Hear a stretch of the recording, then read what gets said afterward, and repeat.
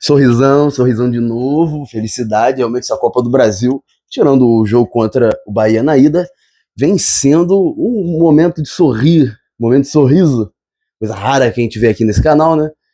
Enfim, o Fluminense vence o Bahia pelo placar que precisava, por 2-0. O Fluminense está classificado para a semifinal da Copa do Brasil e com adendo.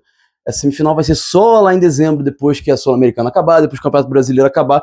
Então o Fluminense, por esses outubro, novembro, por esses 2 meses aí, terminar setembro, outubro e novembro, o Fluminense só tem pensamento agora pro Brasileirão e para a Copa Sul-Americana. Então o Fluminense está classificado para as semifinais mais uma vez. Eu acho que se buscar o retrospecto do Renato, ele tem muitas classificações nas semifinais. Te lembra de Grêmio no passado, a gente lembra de Grêmio finalista em 20, te lembra de Flamengo semifinalista em 21, 22 eu vou ficar devendo, eu acho que o Grêmio estava na Série B, e 23 eu também não vou lembrar, eu acho que o Grêmio não vai para a semifinal. Mas é um aproveitamento muito forte do Renato em Copa do Brasil, a bandeirinha, né? Bandeirinha que eles deram. Enfim, trouxe um monte, iam jogar fora, né? O pessoal tava meio que descartando, então eu peguei 8, um amigo meu ficou com uma, fiquei com as outras 7. Mas enfim, eu vou falar um pouco do jogo, o jogo que eu acho que foi uma classificação meio que na marra, né? O Fluminense vence na marra, vence um pouco na camisa também, vence um pouco na mística, e vence também pelo ambiente, pelo clima que eu acho que o Maracanã teve. Eu estando lá, eu acho que a gente tem uma visão muito mais do como foi o campo, como é que foi o jogo, pela visão da torcida, né? Eu acho que pela visão mais tática, a visão mais do jogo, assim, acho que é um outro posicionamento para ver. Mas o que dá pra gente destacar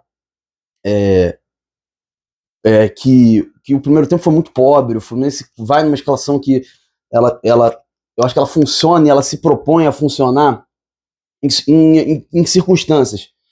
É um time que precisa de uma marcação alta, porque com 3 volantes são jogadores que precisam dessa movimentação, um time que precisa de muita intensidade, com o Serna, com o Canóbio, com o próprio Everaldo, com o Nonato sendo mais esse jogador também. A saída de bola do Bahia, na minha visão, não é muito qualificada, principalmente com um monte de desfalque que o Bahia tinha. Então acho que o Fluminense deveria ter aproveitado um pouco mais. Teve algumas situações, mas criou muito pouco no primeiro tempo. Acho que muito pelo fato do Nonato. O Fluminense também jogou de uma forma que ficava mais com a bola e ficava rodando a bola para um lado, rodando a bola para o outro, e não conseguia fazer praticamente nada. Eu lembro acho que de 2 situações, uma que o Canóbio tenta cruzar e não tem a finalização, e a outra uma finalização acho que de fora da área, não vou lembrar de quem, e o goleiro Ronaldo espalma, muito inseguro esse goleiro também. Graças a Deus o João Paulo não jogou as eliminatórias, mas muito provavelmente o João Paulo vai assumir o Baiano brasileiro, vai dar muito mais segurança para eles, mas isso não é papo de Bahia, tô nem aí pro Bahia nessa situação, que dá pra gente pontuar. O primeiro tempo foi muito abaixo e a necessidade de mexida urgia. Na minha visão, era um jogo mais pro Ganso, pelo que o Fluminense vinha jogando.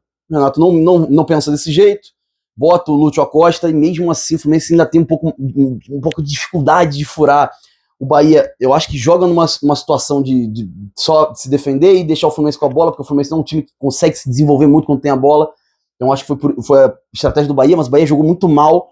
Enfim, aí sai o pênalti no início do segundo tempo, pênalti claríssimo. Eu tava de frente, então dá pra ver, o jogador do Bahia bota o braço lá em cima, o René é cruzar todo errado, o cidadão lá bota o braço e faz o pênalti, e eu acho que muda o jogo.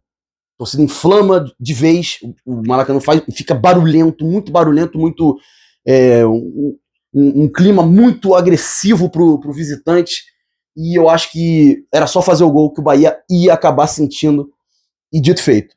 O Canóbio foi pra bola, graças a Deus, na minha visão ele bateu bem, porque eu tava de lado, então não sei se ele bateu bem, depois eu posso até olhar, mas graças a Deus ele bateu bem, e abriu o placar.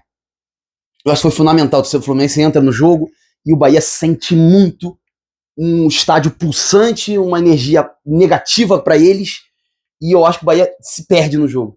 Se perde, o jogo vai se desenvolvendo, 1-0 ainda, o Bahia não consegue também se criar, o Rogério mexe no time, o Bahia não faz muita coisa, e o Lúcio entra bem, o Fluminense tem mais espaço de contra-ataque, o Bahia precisa se expor, e nesses espaços de contra-ataque arruma uma falta, e finalmente, acho que foi a assistência do Canóbio, ele fez um gol da assistência, dá pra gente parabenizar ele por isso, e finalmente um jogador fez gol de bola aérea do Fluminense, cabeça, parece mentira, eu tô maravilhado. Thiago Silva fez o gol, é redenção, né? Um jogador que a gente fez o gol contra o Grêmio lá, o Fluminense não foi campeão, e agora faz o gol que bota o Fluminense na semifinal. Aí o estádio pulsa, uma loucura. O senhor Candançã tentou muito. Primeiro tempo, muita cera do Bahia. O Bahia fez muita cera. O goleiro do Bahia só foi levar o cartão aos 25 do segundo tempo. Mas muita cera. O time do Bahia encrespando, segurando, não querendo muito jogo. Queria o tempo passasse, mesmo levando 1-0. O Bahia até estava um pouco satisfeito com a situação dos pênaltis. Depois que leva 2, não. Aí a situação muda. O critério do senhor Candançã totalmente perdido. É um árbitro horroroso, muito ruim. Não sei se ele é ruim, se ele não tem muita boa vontade quando apita jogos do Fluminense, mas é um árbitro muito fraco. E depois do 2-0, um frisson, um barulho, o time do Bahia sentiu bastante. Não consigo lembrar de chances assim que o Bahia criou no jogo no geral, só teve uma mesmo que o Fábio defendeu, uma bobeira da zaga, mas de resto, o Fluminense não sofreu muito contra o Bahia, isso é fato. O Bahia não estava inspirado, isso também é fato. O Bahia estava com desfalque, fato. Só que o problema não é meu, que o Bahia tem desfalque. E o Fluminense conseguiu passar de fase. Eu acho que muito feliz assim, pelo resultado. O desempenho no segundo tempo até melhorou um pouco. O Lúcio talvez esteja pedindo passagem. Eu achei que era jogo pro Ganso, mas o Lúcio entrou bem. Deu só um mole, né? Um lance que era para finalizar e fazer 3-0 e acabava com aquela agonia. Apesar do senhor Candançã, deu 3 no primeiro tempo e 5 no segundo. Olha, beneficiou os 5 no segundo o Fluminense. Se beneficiou disso. Mas que é isso, gente? Não era pra 5, na minha visão ele ia dar mais. Muito estranho, mas enfim, é um árbitro muito com a cara da Comebol. Acho que a Comebol vai adorar ter o Candançã nos jogos dele. Adorar, ele tem muito pique da Comebol. Um árbitro que não pune cera, um árbitro que é meio perdido, um árbitro que não tem critério. A Comebol adora esse tipo de árbitro. Mas enfim, destaque positivo. Eu creio que Canóbio, mesmo com as limitações dele. Gostei da dupla de volantes do Martinelli e do Hércules.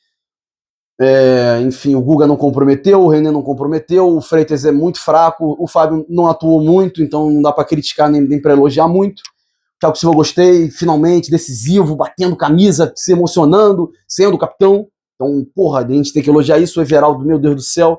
Acho que os dois piores, assim, até o Serna também foi bem mal. O Serna foi muito mal, o Everaldo foi mal e o Noná também. Gostei muito da entrada do Lúcio. O Keno, ele entra no momento que o Fluminense ainda tá pressão de gol. Eu acho que era um jogo pro Keno. O Keno não acho que foi muito bem, mas também não acho que comprometeu. Entra o Ignacio no final também, enfim, mas não muda muita coisa. Tentando lembrar mais quem entrou. Entrou o Bernal também, mas o Bernal não compromete também, não lembro de nada assim. Entrou mais pra bola aérea. Então o Fluminense não levou gol. Finalmente o Fluminense não levou gol. Enfim. O foco é total no Corinthians. Ah, mas tem jogo da Sul-Americana depois. Tem, óbvio que tem. Mas pra mim o Fluminense tem que focar no Corinthians agora. Pontuar, ganhar. Porque pra ter tranquilidade, né, no Campeonato Brasileiro, porque o foco agora é esse. A Copa do Brasil acabou. Final do ano. Só final do ano, só depois do Brasileiro. Então o foco é brasileiro e Sul-Americana, obviamente. Não acho que tem que poupar. O Fluminense voltou agora. Não sei o que o Renato falou, só falta ele me inventar de que o Fluminense não tá descansado. Ficou praticamente a semana inteira sem treinar e só foi treinar depois. Então não tem desculpa. Enfim, tem que vencer o Corinthians, tem que jogar lá na Argentina e não jogar de uma maneira covarde, jogar de uma maneira inteligente. O time deles é pior, mas a pressão é muito grande.